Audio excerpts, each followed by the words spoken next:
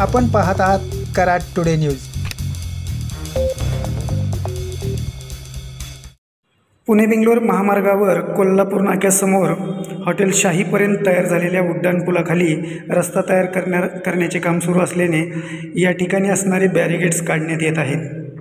गेली काही दिवस कोल्हापूर नाका ते मलकापूर दरम्यान महामार्गावरील सेवा रस्त्यांची प्रचंड दुरावस्था झाली आहे। या ठिकठिकाणी खड्डे पडल्याने याचा वाहतुकीवर परिणाम होऊ लागल्याने मलकापूर ते कोल्हापूर नाका येथील हॉटेल शाही दरम्यान कराडकडे जाणाऱ्या उड्डाणपुलाखालून वाहतूक सुरू केली आहे। आता डेबेवाडी फाट्याकडे जाताना उड्डाणपुलाखालील बॅरिगेड्स काढून सागर हॉटेल, वारणा हॉटेल समोरून उड्डाणपुलाखालून रस्ता तयार करण्याचे काम DP जैन कंपनीने आज सुरू केले असून लवकरच पुलाखालून वाहतूक सुरू होणार आहे।